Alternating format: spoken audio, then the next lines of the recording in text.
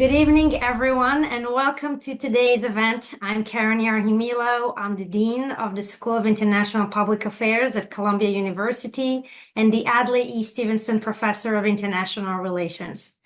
Before we dive in, I would like to extend a warm welcome to all of you joining us today. Whether you are students, professionals, or engaged citizens, your participation is crucial to fostering a thoughtful and productive conversation.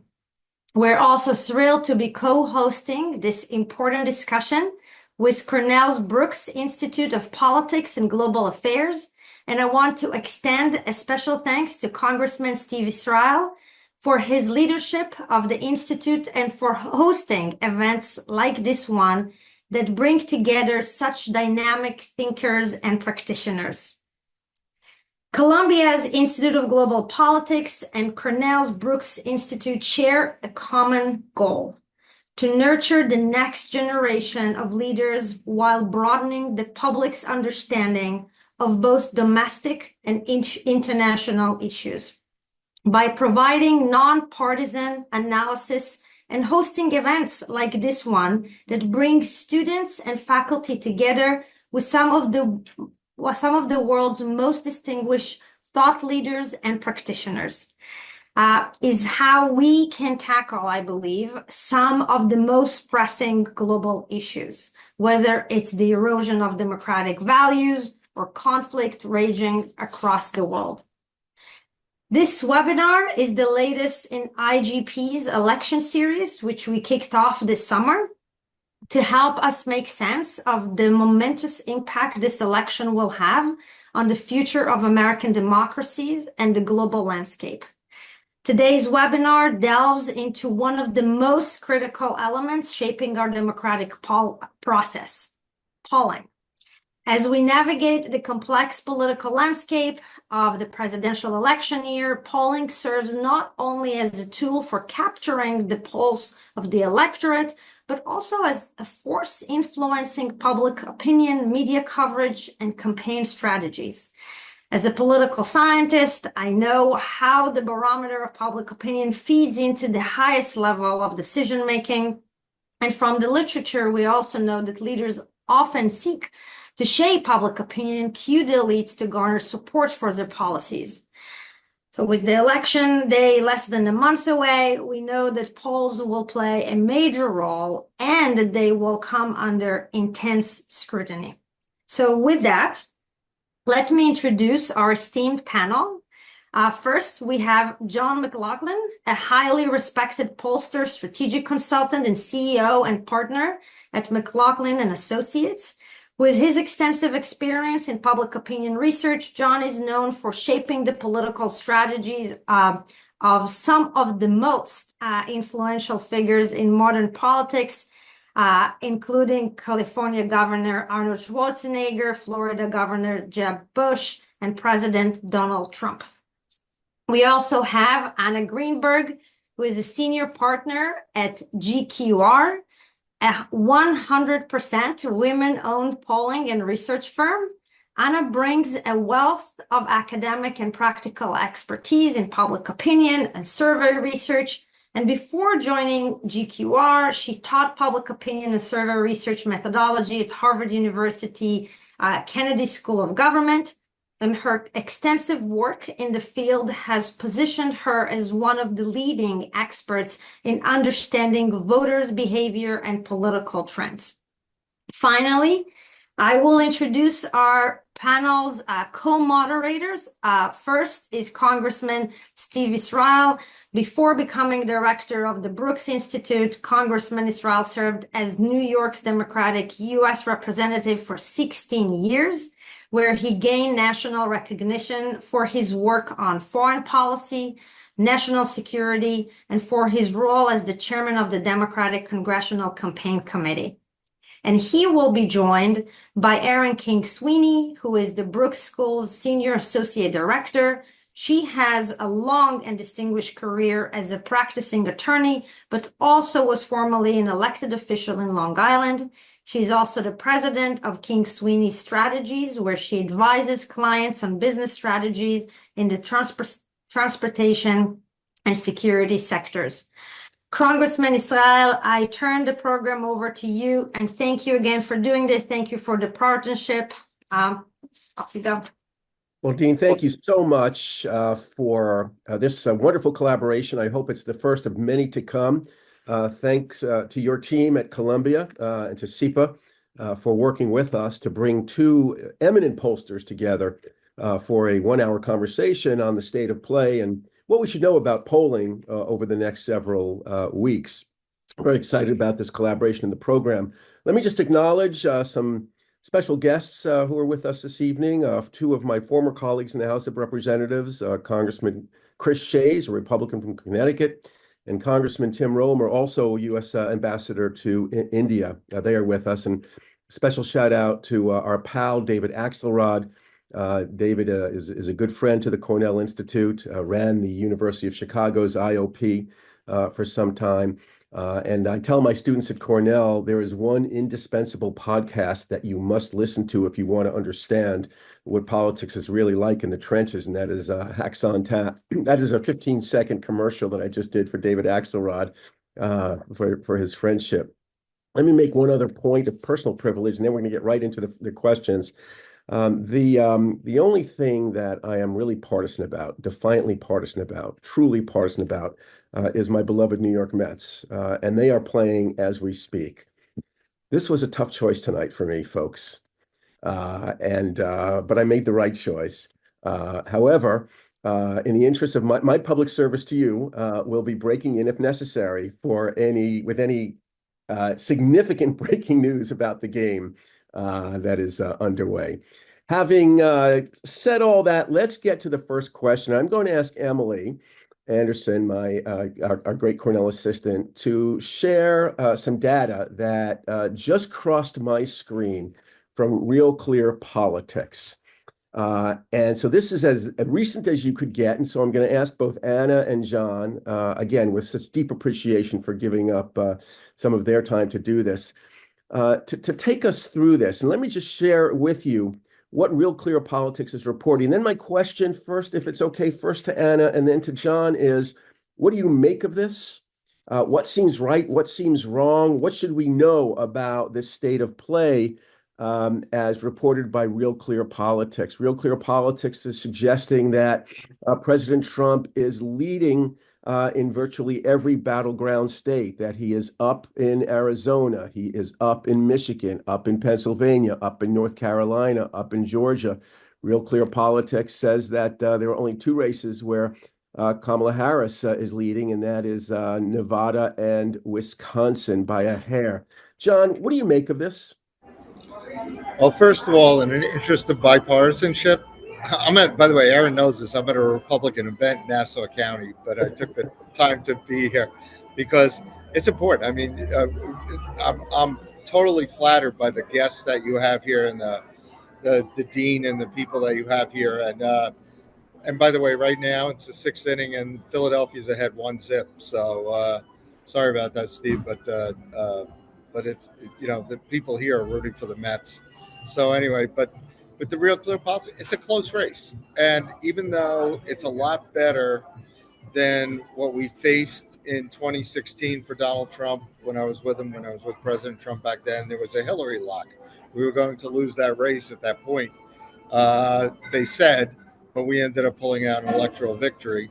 And then, we had to go through in 2020 the Biden blue wave. And at this point, in that Real Clear Politics average, Biden was leading 52-42. So for me, it's kind of a relief 27 days out to see, Trump within a couple points of the national political average, to have, Real Clear Politics. They still have 111 states in toss-up range, 111 electoral votes, pardon me. They have 111 electoral votes in that toss-up range.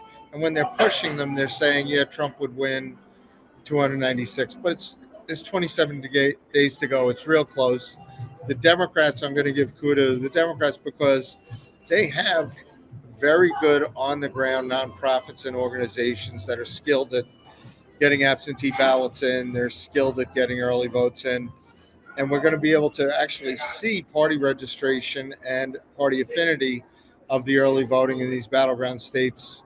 You know, there's some early voting in the mail right now, but we're going to see it very, very quickly. And certainly next week, we'll have some real numbers that we can look at. But for me, to have, you know, no Kamala Harris lock like they had with Hillary and no Kamala Harris blue wave like they had 4 years ago for Biden, to me, this is a relief, and it represents the hard work that Donald Trump is out there. I mean, President Trump is out there with Republicans. Today, he was in Scranton, Pennsylvania. Tomorrow, he'll be in Michigan. He'll then go to Nevada. He's working hard in the battleground states. This is you know, the campaign is executing well, and at this stage of the game, it's a very close race. We can't predict turnout. Polls, you know, Anna, I probably say this, I don't know Anna really well. I know her from her work on the other side, and she's very good. But, and certainly, Steve, I knew when, you know, a lot of these congressional races, when you were running the Democrat campaign committee, we had tough people on the other side. But, you know, right now, I'm happy to be where we are for President Trump, and seem to be setting the agenda that voters are listening to, whether it's taxes, immigration, the economy, inflation. Certainly, the world is in crisis in a lot of places, whether it's the Middle East or Ukraine. And President Trump's got a record to run on, and you know, the voters are responding. And right now, it's a close race, and we've got 27 days to close it out. But we got a lot of hard work between now and then. You're on mute, Steve, but I don't know if you're turning it to me I'm used or to not. telling people, I'm used to telling people that they're on mute, and now I'm a victim of my own Well, criticism. And before I turn it over to you, I just want to, just some housekeeping. We're going to converse. Erin and I will have some questions for about 20 minutes, and then we're going to open it up to everyone. And Emily will give you instructions on how to pose a question. And do these numbers make you cringe or shrug? neither. But first of all, I want to thank you for inviting me to be part of this panel. I'm a Cornellian, so I'm always happy to work with the Cornell Institute of Politics and the Brooks School. And I'm also a Yankee fan, and the game started 4 minutes ago. So if you can get updates on that, I would appreciate that as well. Sorry, I'm for the Mets too, you know, unless they play each other. I was at that World Series back in, was it 2001? 2001? Anyway, well, I'm going to say two things. First, I'm going to start with this particular slide, and then I'm going to talk about the race more broadly. With all due respect to Real Clear Politics, it's not the best aggregation site. Real Clear Politics includes surveys like, I'm going to put them in quotation marks, the Rasmussen poll.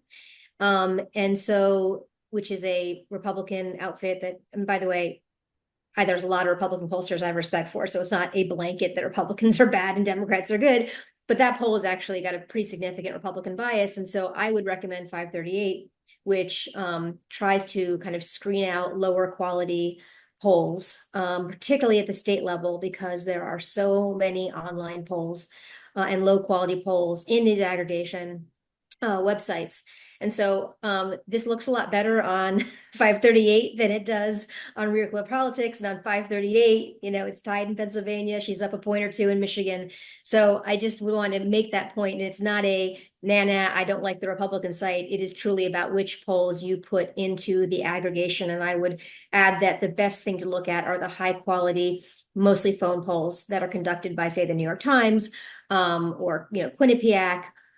There's lots of good public polling that does not have the same biases as some of these low quality polls. So, I mean, I would just say that I feel pretty good as a Democratic pollster about where this race is. I do not think 2020 was a blue wave. While certainly it was an electoral wave, if you looked at the margins that Biden had in states like Wisconsin and Pennsylvania and Arizona, they were very small margins. It did not feel like a blue wave in those states. They felt like incredibly close races. And what I would argue is that in 2024, we're in a fairly similar situation, which is these races are incredibly close. And most of these states are going to be decided by very likely by very small margins. And so I would argue that we're kind of in the same place as we were in 2020, though I would say that Donald Trump is less well positioned. He is much less popular. Before the change at the top of the ticket, when Biden chose not to run for re-election, if you looked at the favorability for Biden. I think, Did Anna freeze or? I think Anna froze a little bit. Anna? All right, well, we've lost Anna. Erin, why don't you pose a question for John, who you know very well, and then hopefully we'll get Anna back. Sure, I'll pose it to both of them. Hopefully Anna can still hear. And also in the interest of thank you, Steve. And in the interest of full disclosure, I've known John for, oh God, over 30 years at this point. My dad, Peter King, who had served in Congress for 28 years.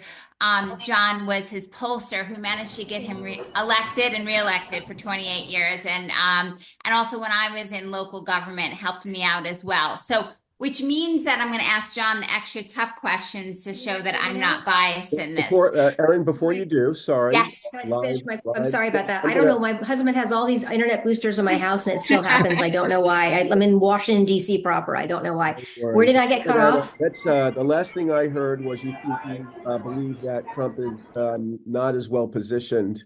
Yes. So if you looked at favorability before Biden, the top of the ticket, Biden had the lowest. Trump was a little higher, but it depended on where you were. Some states, some districts, depending on how blue or red. And Harris was tethered to Biden. I mean, they almost had the identical numbers.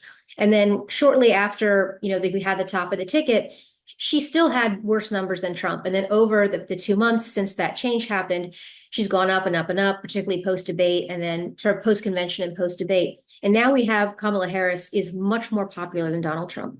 And so I think that's a problem for Donald Trump.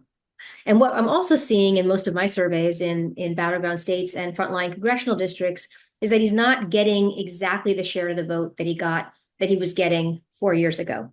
In some places, he's getting to 46, 47, kind of his ceiling, but in a lot of places at 42, 43. There's a lot of new voters in this electorate as well. And so I would argue that overall, Harris is in a better position than Trump. She's more popular.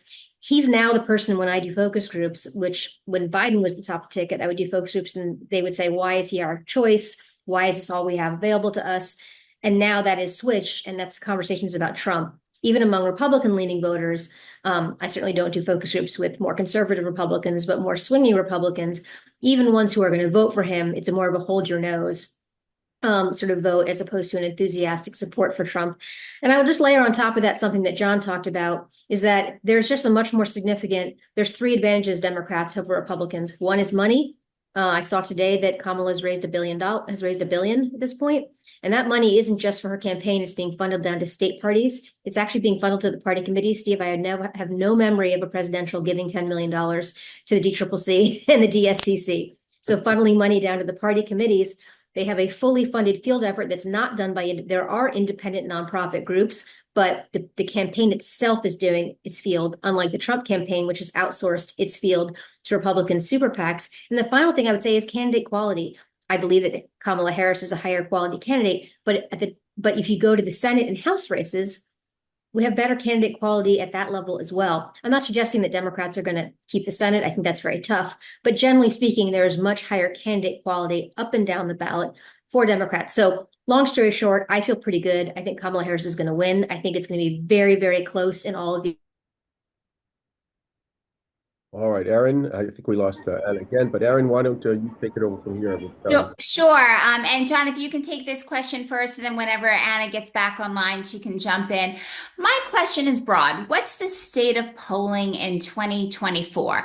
2016, it seemed like the pollsters couldn't quite get it right. 2020, not so sure. Where are we in 2024? Are you comfortable with the state of polling? Are you still confused and holding your breath on election day? What does it look like? Well, I mean, as far as the state of polling, it's mixed, where you have some pollsters who really take time to model and they look at past polling, they look at past distributions of votes. We have to do that. And you look at the state of technology where you can't, landlines are virtually extinct. You have to do a lot of cell phones. You have to do text to web. And you really have to look at where the new voters, we're constantly adding new voters into the samples, and we're asking the models. And now you get a curveball thrown at you from hurricanes. And by the way, remember in 2012, a lot of the polls that said Mitt Romney were going to win were done before Hurricane Sandy. And they missed, I mean, I always thought Joe Benenson is one of the best pollsters and phenomenal on the other side. And they polled right through the weekend. And that's when, Obama was ahead of Romney on Sunday night, Monday night, and the Republicans never saw it coming. They thought they had won. And I think you have to poll right up to the end, and you have to make a lot of calculations for early voting, whether it's early absentee or early in person. I mean, most votes in a lot of these battleground states are going to be cast in the next 2 weeks. They're going to be cast before November 3rd, and the election is November 5th. And in Pennsylvania, you might have a majority of the voters who vote on election day, but Michigan, Wisconsin, certainly in Nevada, North Carolina, Georgia, the votes are going to be cast before election day. There'll be some still cast on election day, but it's not going to be, based on the recent history. You got to make all sorts of calculations and all sorts of adjustments to make sure it's right. And a lot of the media polls don't do that. I spoke to a media pollster that had Donald Trump in a certain state, and I said, well, when you asked the absentees who they voted for, what did they tell you? And he said he didn't ask if they'd already voted. And that's a media poll. So, like 538, I think, has more of those, but then 538 had Hillary Clinton 71% chance of winning on election day. And they've made adjustments for that now, and they're making forecasts. But I know Tony Fabrizio and myself inside the Trump campaign, we're very careful. We don't release internal data for that reason, because it's our information, and it's a value to Donald Trump. And I think Donald Trump, I listened to Anna about his favorable, unfavorable rating. His job rating's better than Kamala Harris. So you have a paradox where you have Trump having, in a lot of these battleground states, a better job rating because of his performance with inflation and securing the border and with managing international crisis, and also crime was lower. And so he has a better job rating than Kamala Harris. But if you're trying to elect her on fluff, on a favorable rating, that's not going to work. So, it's the voters are still thrashing with that, but it's also a battle of who's going to go out and vote, and the persuadable voters are very narrow in the middle. And you're about to see a massive turnout war on the ground every day. It's going to evolve in these battleground states and other states, and that's what it's going to be about from now until the next 27 days. So I think that makes polling a lot harder, and the better pollsters will adapt and will make calculations. And those of us who work for candidates, if you had to work for Steve Israel in the Democrat committee, you better have done a good job when you're telling Steve Israel that, for years they were going to say, oh, we could beat Lee Zeldin. They didn't beat Lee Zeldin, for Congress. But, you've got these races where, I have to deal with media polls that all of a sudden it's like just saying my congressional candidates are going to get beaten. I'm like, no, we're ahead. But you have to prove it. You have to prove it by election day. So we'll see. And Anna, over to you. In case you didn't hear, the question Nope, was I got it. Great. The state of polling, your view. All right, so I'm logged in on my phone, so if I freeze, and I'm sorry, I Perfect. really don't know what's happening. I really apologize. I think, John's right. It is harder and harder to poll accurately, and it has to do with the changes in communication technology. It has to do with the move to cell phones. It has to, the fact that people don't answer cell phones, and people have developed all kinds of workarounds and technology, like, for example, text to web surveys, where you send people a text and they click on it and take a survey.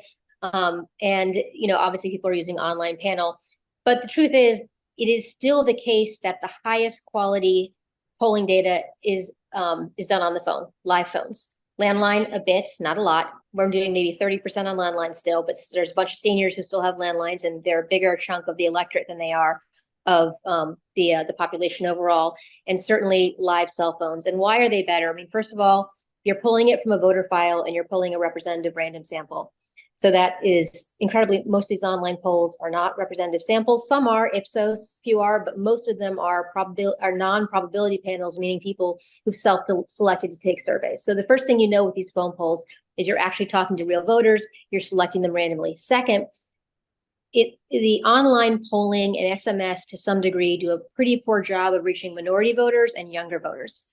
And that is incredibly important. So for example, an online panel, the Hispanic respondents in the online panel tend to be much more likely to be English speaking, been here multiple generations, and more conservative. And so the Hispanic samples in online polls are much more Republican than they are on the phone, especially because Spanish speaking Hispanic voters are more Democratic than English speaking Hispanic voters. And so the phone allows you to accurately represent the Hispanic vote in a way that online panel doesn't. The third thing about the phone versus online panel or even SMS is that as you are doing it, you can make adjustments while you're in the field. In other words, if you're doing your survey and I see my data every single night, all the interviews that are done, I see them every day. And if I can see that, for example, Republicans are not taking the survey, which is almost always true, you can sort of force, this is called quota sampling, sort of a George Gallup innovation that we got away with for a long time and now have kind of come back to because of the limitations of polling. And you can say, all right, we're going to terminate any Democrat or independent because we have to have real Republican voters take these surveys, not say get a certain number of Republicans and then weight the data up, weighting up unrepresentative data. So the phone poll allows you to do that. The second thing I would say about 2024 is we have to be, and we've been more expansive about who we're talking to. So Trump found 1 million new voters in 2020. Democrats found their new voters in 2018 and they voted again in 2020. So most of the Democrats who voted in 2020 had been activated in 2018, where there was much higher Democratic turnout than Republican. But in 2020, now why didn't we have them? Because they were eligible to vote and didn't vote in 2016. And they never would have been included in our sample in the first place, right? So now we are actually being more expansive. And so I have in most of my surveys about 8 to 10% of people who've registered for the first time who are turning 18, but another 8 to 10% who were eligible in 2020 and didn't vote to try to capture, right? Is there, can Trump find new people and activate new people that we missed in 2020? I'll say one more thing about this. What's interesting is that when Biden was at the top of the ticket, those 1 of 2 voters and those 0 of 2 voters, meaning people who voted in 0 of the last 2 elections or 1 of the last 2 elections, were actually much more Trumpy and third party. Since the change at the top of the ticket, the composition of that group has changed. It's not overwhelmingly Harris, but it's much more even, right? And that's really, really important when you think about turnout, because before there was a change at the top of the ticket, we were modeling that low turnout would actually be helpful to Biden, in part because Democrats have more reliable voters. Seniors are now Democratic and college-educated voters, and that the infrequent voters were much more Trumpy. Now, those infrequent voters are much more evenly divided between Harris and Trump, and partly that's because she's activated lower turnout, voters of color, for example, and younger people. And so now a high turnout election may be a wash, right? In other words, it may be that a naturally high turnout brings out equal numbers of Biden and Harris, and the third party has really declined to single digits. But these are all the kinds of things you have to do to try to do accurate polling. And John made the point is like a lot of public pollsters don't do that. And a lot of them rely on online panel, which have Emerson, for example, online panel, have all kinds of problems. And so we don't usually release our data either. So we never get to say, hey, we were right, because it never gets released. But you do have to put that kind of work into it to get an accurate sample. Thank you. Emily, if you would, give people instructions on how to pose questions. I see that there are several already in the chat room. And after you do that, I have a final question from me, and then we'll ask the audience. I guess we'll select some questions from the audience to pose. Erin, if you could do that, that would be wonderful. So Emily, please give instructions. Sure, you can ask a question either live by raising your hand, or you can write in the Q&A box down below at your screen. So while we were engaging in our analyses, I was checking 538, and one thing is quite clear, whether it's Real Clear Politics or 538. As John said, this is one tight race in the battleground state. No matter what you're looking at, it is really tight. Now, a former friend of mine who is an incumbent Republican member of the House of Representatives, I happened to be chatting with him earlier today, and he said something that I thought I would ask both of you. And he said the problem with all of these polls is that they're undercounting Trump votes. And I wonder if you can help us understand what he meant. Do these polls tend to undercount Trump votes, John? I found they did in the past, because at one point in the summer of 2016, Donald Trump asked me, he says, how are we going to win? Every poll has Hillary winning. And I said, well, only 130 million people voted for in Romney versus Obama. And we had done polls of people who voted in 08 and 10 who chose not to vote in 2012. And I said, Obama's campaign did a great job making Mitt Romney a rich guy who didn't care about working people. And there's 90 million people who are eligible to vote that didn't vote. And a lot of them wouldn't have voted for Obama. Only 42% did. The others wanted to vote for somebody else, but they didn't want to vote for Romney, so they walked away. And those voters were making, at the time, less than $60,000 a year in the household. They were one paycheck away from disaster. They were more diverse than people would have thought, but they were working class voters. And I said, what we're going to do is you're going to maximize the anti-Hillary, anti-Obama vote on the wrong track. You will siphon up votes from, remember Gary Johnson? He was getting double digits at one point. And then they said, you'll bring out new voters. And so you had 139 million people go vote that year. So we brought out the new voters, and we were able to win states in the heartland, Rust Belt, Sun Belt. Very close election, 78,000 votes in 3 states, Pennsylvania, 44,000, 22,000 in Wisconsin, 10,000 Michigan. That's all we won by. And but it was new voters. And I thought, I don't know him, but on the other side of the fence is David Plouffe, brilliant strategist. Mm-hmm. He wrote the book, How to Defeat Donald Trump. He turned battleground states into battleground counties by registering voters who profiled like a Hillary voter, who then they made it easier for them to vote. So there was, what Republicans call ballot harvesting. There was a lot of absentees. There was a lot of being able to vote early in person, and you had 160 million voters come out in 2020. So when you're looking at it now, you're looking at 7 battleground states, because Nevada's now in there, that even though Trump didn't win it twice before, because you've had migrations of population from California and other places, plus Hispanics. And by the way, one of the things wrong with surveys now is a lot of the surveys are English only. They're not bilingual.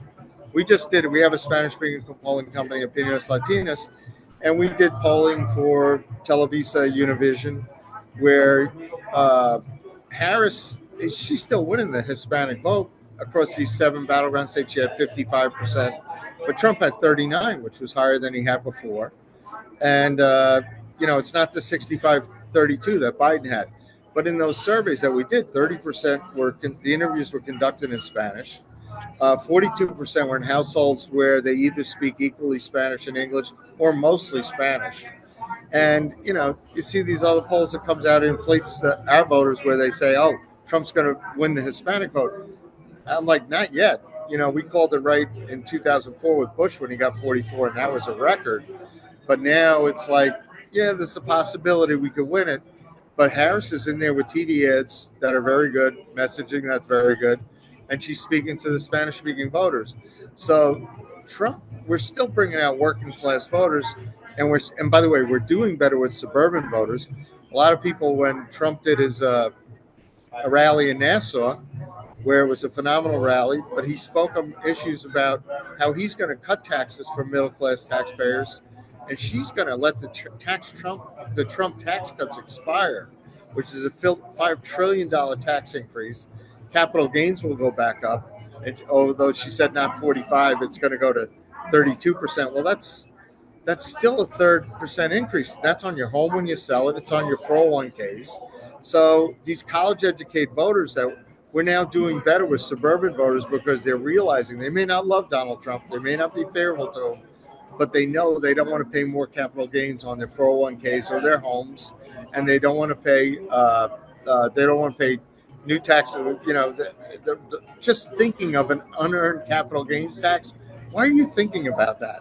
Is that like thinking of an alternative minimum tax? You say it's just for the wealthy, but it won't take much to bring it down on small businesses and stuff.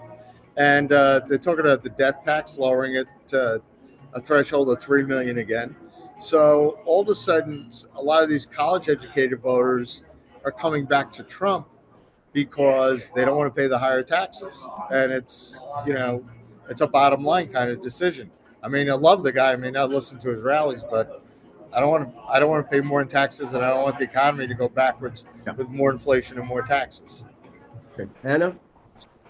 Well, I mean, I sort of addressed the issue about Trump voters in my previous question, right? Because the way we pick who participates in surveys, you usually rely on people who have a history of voting. And so if you have people newly engaged who didn't vote in the past, they're less likely to make it in the first place. And we are adjusting our surveys now to account for that. And I'm sorry, I'm going to interrupt for 1 second because there's a spin on this that I'd like you to address on the Trump undercount. And it comes from one of our participants who says, now it seems that there may be a Harris undercount. People who won't admit that they're going to vote for Harris. Sure. Well, I don't think there's a Harris undercount. What I think is that there are a lot of people doing what I call CYA polling, which is they got things wrong in 2020 and 2016. And so they are making their surveys too conservative by waiting to the presidential recall vote. Nate Cohn wrote about this in the New York Times. I see it in both public polling and in private polling. And it was absolutely what happened in 2022. And, polling that didn't sort of automatically assume that it was going to be a red wave and allowed surveys to show a Democratic shift were more accurate in 2022. And most surveys in 22 underrepresented Democratic vote share. And that is happening again this year, where people are making their surveys too conservative. They're assuming that Trump can get the same share he got in 2020, which I don't believe he can, because he is demonstrably less popular, not just in the polls, but when people talk about in focus groups, they're ready to move on from him. They find him a vulgar and despicable person. They use words that I won't even repeat here. And I want to say something about abortion because it hasn't come up yet, but I do want to address something that John said. One of the interesting things that has happened in the polling in the last 2 or 3 weeks, and I've noticed it at the congressional level too, is that the Republican/Trump advantage on inflation and costs has actually declined significantly. There used to be a huge gap, especially when Biden was the top of the ticket, on who you would thought would do a better job on bringing down costs, Biden or Trump. Now is moved closer and closer. And in fact, I think in an AP poll from 2 weeks ago, Harris and Trump were split equally on who would do a better job on the economy. And in my frontline congressional polling, what I'm finding is that equal numbers are saying the Democrat or the Republican, I prefer them on costs. That's a huge shift. So Trump is losing his advantage on the economy. And that is important because it was the permission structure that people gave me in focus groups for voting for him when they knew that he was sort of a loathsome person. They would say, well, I don't like him. He's vulgar. I don't like the way he talks to women, but the economy was better under him, and sort of gives them permission to do it, even though they know they don't like him. And so to see that advantage on the economy go away, I would also add that I see no evidence in any polling, public or private, that the shift of college-educated voters and suburban voters to Democrats has gone away. In fact, the strongest group for Kamala Harris are college-educated women, 63% of whom, on average, are voting for Kamala Harris. And that's at the national level, the state level, the congressional district. It has not moved a point. And college men who Mitt Romney won with 60% of the vote in 2012 are evenly divided between the parties. I see no evidence of any movement back.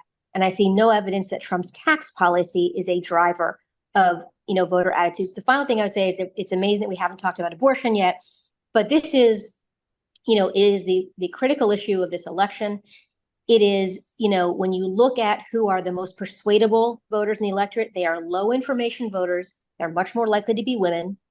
They are much more likely to be older and non-college women. And the abortion issue for them is incredibly important. They are the only voters who are moving in real time and in polls in response to information, because we are so close to election day and people are overwhelmed in battleground states with communication that it's very difficult for any issues to break through. But the abortion piece remains incredibly, incredibly important, and I believe will be the fundamental reason that Kamala Harris wins this presidential election. Right. Oh, John, did you want to respond? Lindor just hit a grand slam. The Mets are winning 4-1. So I think that's John, I think that's very important to you, Steve. it's tight. It's Was tight in the that not the news battleground. you wanted? Tight in those battleground states, but there was a grand slam just hit in Flushing, which put the Mets ahead 4-1. Oh, there you go. Okay. Yeah. And we'll get some Yankees data for you soon, Anna. All right.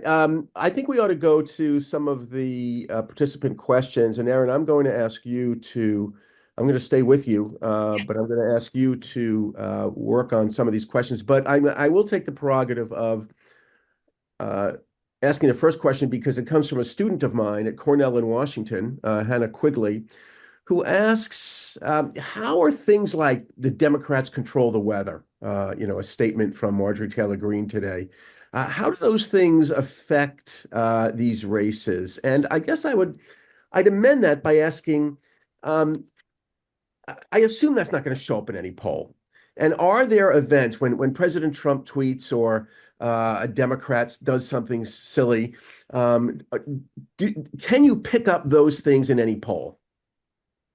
John, I see you smiling. Well, I Mets, tell you, well, yeah, the Mets are doing well, but you know what's amazing. What you're talking about there is, we just saw my candidate, by the grace of God, is still with us, and before the Trump to Biden debate, I had a national poll. I had Trump up too, and Trump won the debate. I didn't think there was going to be a big bounce or anything like that, but he won the debate. But there were a lot of polls that I thought were biased towards the Republicans that at the time, because they were trying to force Biden out because they thought he was going to lose, which they eventually did. Trump survives an assassin's bullet. Trump has a great unifying Republican convention that Erin was at with a bunch of the students from Cornell, et cetera. And the Republicans were united. On that Sunday, Joe Biden pulled out, handpicked a successor, and first week of August, I got to take another national poll. And again, it's likely voters. It's not registered voters. And it's modeled after the 2020 election in terms of party and ideology and age and race and all that. I still get Trump up too. And you're talking about something a congressman from Northwest Georgia said, and you've had historic things go on here, and nothing's changed. I mean, you have a former president, Iran has a fatwa on. They're sending assassins over that the Biden administration is catching or whatever, and nothing's changing. You have two tectonic plates of electorates grinding at each other, where Trump's building his coalition, picking up some more working class voters, and I didn't say necessarily college educated, and what I'm saying is suburban voters, and they're grinding at each other, and they're trying to get 50% of the vote. And there's minor party candidates that might get one or two or here or there, but it's like hardly anything's changing. I mean, think about it. People said to me, well, gee, shouldn't we wait till after there's a Trump bounce after the national rally and some local? I said, there'll be no bounce. Just take the survey. And also when you're looking at the the assassination, the coverage or not coverage of President Trump after the assassination attempts, there's no bounce. There's Kamala Harris got a lot, in the Media Research Center nonpartisan studies. She got a lot more positive press, like 9 times out of 10, versus Trump's 9 times out of 10 negative coverage from the mainstream media. But there's no bounce. So I think we're in for 27 days of grinding away of trench warfare to see who's going to win this race. And it's close. So, I think Anna sees close races. I see close races. And, it's big, but it's close. Why so static? Why do the polls seem immune to a real-time events? Sure. Well, I mean, we have a country that's very polarized. 95% of Democrats vote for Kamala, 80% vote for Trump. He's not doing as well among Republicans as she is among Democrats. People are siloed in terms of where they get their information. They're siloed in terms of who their friends and romantic partners are and where they live. And so people have their own worldviews based on the silo they live in. And so it's very hard for anything really, black swan events, happen. And they certainly happened here. I mean, certainly Biden dropping out of the race had a huge impact on this. And Kamala is ahead in the national polls 3 to 4 points, and Biden was behind 2 to 4 points. And so it had a huge impact, but it's very difficult for any one thing to have a big impact. But I would just want to say, I do think like individual instances of conspiracy theories, which, by the way, the polls were not done to get Biden out of the race. They were real. He lost that debate and it was a disaster. So there's no conspiracy there. But unless all the public polling is in on the conspiracy to get Biden out. But there is a corrosive effect. And so if you think about the eating the dogs and the pets and the cats, which is sort of a joke and obviously absurd, that becomes part of a narrative about immigrants and immigration that then makes it into ads, and especially down ballot races where people have less information and less ability to verify. And so there is a corrosive effect of misinformation. It in all kinds of ways that you may not see it directly impact polls, but it impacts the conversation. It impacts what people believe or don't believe. I hear it in focus groups. I hear people sort of, I remember, 4 years ago, people were talking about Biden giving people syringes to do drugs. I'm like, what is this about? And then I realized there was a whole thing about, I don't even know what it was, but I was hearing it in focus groups. So I would dispute that it's harmless. I think it's corrosive in very bad ways for our democracy. So what did you ask, Steve? I'm sorry. No, I asked you why. I mean, you answered the question. Why? Oh, polarized, right? Yeah. To John's point, why they seem to be so static? Yeah, I mean, I think what matters more now is who's going to come out to vote. There's very few kind of quote unquote persuadable voters anyway. There are very few ever, maybe 10%. They tend to be independent voters. They tend to be younger. They tend to be less educated because they have less information. And so the information you give them as a campaign moves them, or one way or the other, or doesn't move them if you're running a bad campaign or don't have a good message. So there's never very many persuadable anyway. But I think at this point, 26 days out, it's very hard to move anybody at this point. It's going to be very much about the ground game and who's voting. Well, Erin, you have a very difficult job. We have many, many excellent questions. You're going to have to be the decider on who's going to be wonderful. I have a couple, and I've got my dog who's trying to get in the camera, who's a decided independent, just so that we know. But I do have. We've got about 12 minutes left, just to. Yes. So real quick, I've got Debbie Epling from Aiken County, South Carolina. She has a question in the chat that says, the outbreak of violence in the Middle East, protests on college campuses, the rise in anti-Semitic incidents, pro-Palestinian protests, etc., could cause some Jewish voters to reevaluate their political loyalties. This may cause a shift in views based on concerns about anti-Semitism or Middle East policy. Do you see this affecting the Jewish vote, and do you feel this may push some votes to more conservative candidates, particularly those with strong pro-Israel stances? So big picture, what's the impact of the war in the Middle East? Look, the height of Jewish support for Democrats was in the 90s, and it was about like 85% voted for Clinton. But Jews have supported Democrats really since the late 60s and early 70s, and have been a base Democratic group, and they continue to be so. If you look at, there's about 3 or 4 new polls of Jews, and on average, it's about 65 to 70% of Jews say that they're going to vote for Kamala Harris. Part of the reason why it's down from 85% is that a growing part of the Jewish population is Orthodox, and the Orthodox population is extremely conservative. And so they are, in polls that I've done a lot of work on Jewish voters this cycle, and in polls I've done, upwards of 65% of Orthodox are voting for Trump. And so when you take sort of the Orthodox out and you look at every other Jew, you get more to 75%. Most Jews do not say Israel is the most important thing to their vote. They never have. They tend to be much more focused on domestic issues, and they are very ideologically and socially liberal. They are much more likely to associate anti-Semitism with the right.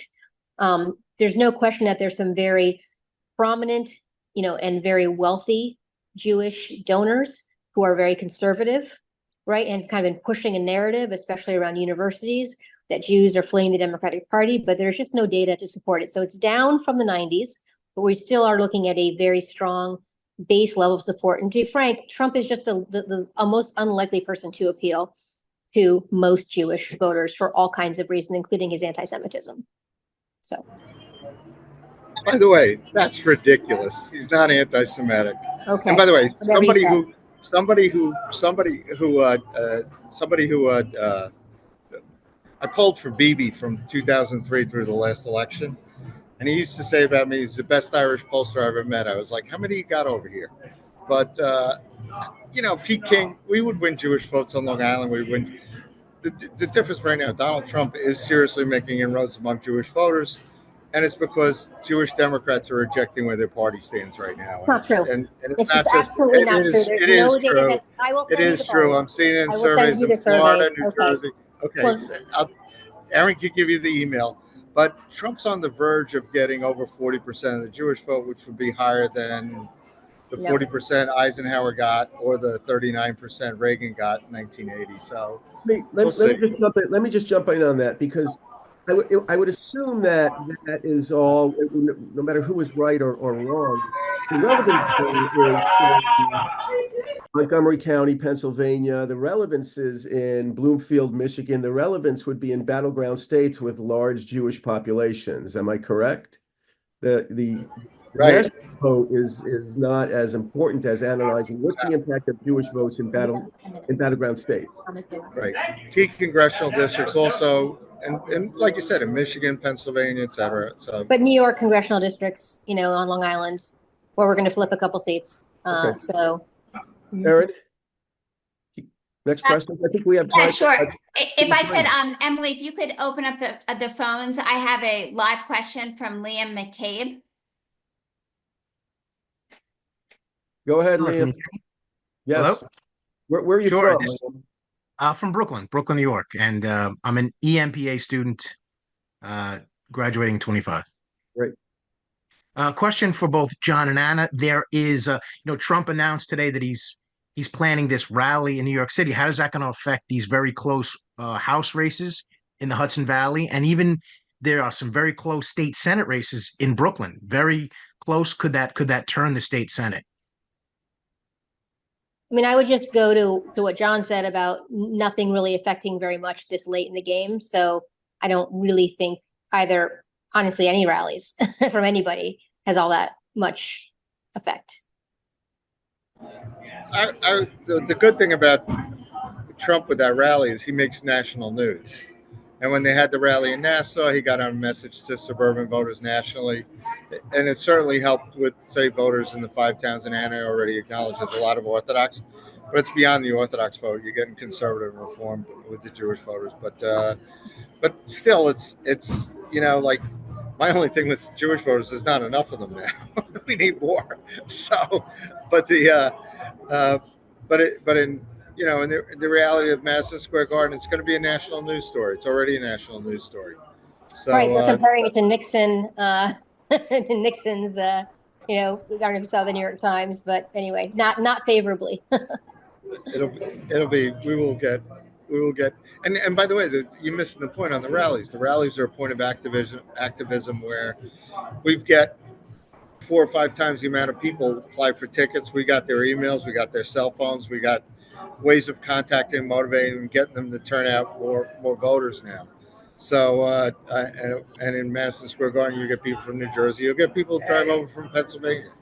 But but every rally, the rally you had in Scranton today is not just a national news story. It's also an organizational tool that the Trump campaign has perfected to a science. Erin, next question, please. Sure, I've got another live question, and apologize for the mispronunciation. James Tidihe has a question to ask live. James, if you're still available. James, unmute. We see you, but we need you to unmute. We see you with a gorgeous bird on your shoulder, but I'm not sure if you're still there. That's it. Yeah. Here we go. Go ahead, James. James, ask your question. All right. Well, let's go to the next one. Sorry, James. Sure. I'm going to go to a question in the chat from Trevor Clark. Anna and John, do you feel that the legal challenges to the election results, both prior and at outcome, will include challenges, including polling?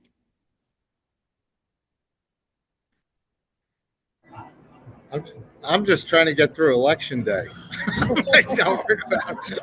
I'm like, I'm worried about that after they count the votes. So that's up to the lawyers. And by the way, I don't know about Anna, but I made a conscious choice not to go to law school. Erin's a very good lawyer, but I don't think election laws are a specialty. But it's like, I'm not a lawyer for a reason. So, Well, all of the Trump challenges in 2020 failed. I assume if Trump doesn't win, they will challenge all the results in all the states, all the battleground states. And, you know, there's no evidence of fraud in 2020, and there'll be no evidence of fraud in 2024. So, but I expect that to be, I mean, we already know they're already laying the groundwork, not just with what they've been preparing on the legal side, but what they've been trying to do in changing election rules and that sorts of thing, including the SAVE Act that they tried to attach to the CR, for example. So they're already kind of laying the groundwork for the arguments they're going to make about how the election was stolen by illegal immigrants, which of course it won't be. No matter who wins, illegal immigrants don't vote in elections.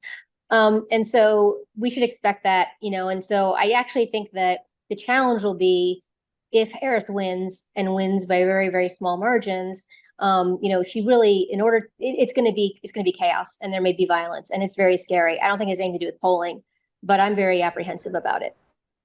by the way, that's ridiculous. That's ridiculous. You talk about misinformation. Governor Youngkin already found like 6,000 illegals, and they took off the rolls in Virginia. So there's things that having voter ID, Lots of federal judges having, found no having evidence not, of fraud in any of these cases in 2020, and they are well, not yeah, partisan. They are not. I mean, these are just federal judges. So the Wisconsin Supreme Court found that there was fraud in terms of the disability voters, that people had disability votes that shouldn't. Right. But there's no remedy. After the ballots are in there, you can't change the election, because how do you know which ones are there? So, like, by the way, and don't, you know, President Trump got shot at, all this kind of stuff like that, and there's no violence from Trump supporters. So let's just, we're all Americans. As long as it's an honest and fair election, everybody will respect it, and that's what we're trying to have. let's hope so. On that, there's lots of responses, but let's just we have 3 minutes left, and so I'm going to take the prerogative of asking the final question, and it is this: we've talked about the presidential. Anna, you mentioned earlier that you think the Democrats retaining the Senate is a tough path. Love for both of you to give your 60-second assessment of the House and the Senate races. What are you seeing in polls? Where's this trending in the House and Senate races? John, if you would begin, that would be great. I think the Republicans are looking very good in the Senate races because Donald Trump actually gives them a floor to stand on. So it looks like the Democrats have given up on West Virginia. They look like they're giving up on Montana. Things look very good for Republicans in Ohio. And also you've got Democrats that seem, when I read in media reports, Democrats from their own internal polls are worried about Wisconsin and Michigan. So, you know, those are in play. You know, Larry Hogan might have a shot in Maryland. Kerry Lake's still very close in Arizona because Trump is winning Arizona. And Nevada, Trump's going to be there over the weekend. He's going to be there Friday, Saturday, and trying to help Sam Brown. So the Senate is you know, looking good for the Republicans, and you could have like a 1980 year for us old timers, like when Reagan got elected, and then he brought the Senate with him. So and that helps the House candidates, but the House is definitely a battle. The Senate, Republicans are feeling good right now. Anna, what's your assessment of the House and Senate races based on Well, I think the Senate's tough. I don't think that they're going to win. I mean, if the Republicans win, it won't be because they win 5 or 6 seats. It's because they win 1 or 2. And I do think Montana is very tough, though Democrats have not given up on it. If you look at the spending in Montana, there's no evidence that anyone's pulled out of that race. You literally cannot buy an ad in Montana. If you want to sell a mattress in Montana, you cannot buy an ad on television. So I don't think anyone's given up on it. But I think it's tougher. You know, these are pretty red state, pretty red state, pretty Trumpy state. So it's not going to be that kind of that margin if Democrats do lose the Senate. I think Democrats are very well positioned to take back the House. We've got a bunch of Biden districts with one-term incumbents who voters don't know very well, with a Republican Congress that didn't do anything, and so they don't have a narrative. They're on defense on abortion. You've got people who are very strongly anti-choice, running ads saying that they are pro-choice or they're for exceptions. They're very much on defense on it. And 3 of the congressional races I'm on right now, I have 3 people who, in previous incarnations, raised their hand to support an abortion ban with no exceptions are now running ads that they say they support exceptions. And so I think that there are at least 6 or 7 Biden seats that are going to flip. And I think that plus some of the new lines in New York and Alabama sort of already, it was already only a 4-point margin for Dems. And just those alone, I think produced, evened out the loss in North Carolina, for example, with those lines being redrawn. So I think that Democrats are pretty well positioned to take the House. I once believed that pollsters were rather dry and almost spiritless, moved by data and numbers. We learned tonight that they are insightful and have very strong opinions. Feisty. And that's what we like at the Cornell Institute of Politics and Global Affairs, and I know Columbia SIPA as well. So let me thank both Anna Greenberg and John McLaughlin for giving us this time and understanding this data play. One thing we all agree on, very tight presidential election. No one can accurately predict with all the data in the world. We may not know until election night or maybe even the days and evenings after. John, Anna, thanks so much. Erin, and to the teams at Columbia and Cornell, thank you very much. And be well, everybody. Thank you.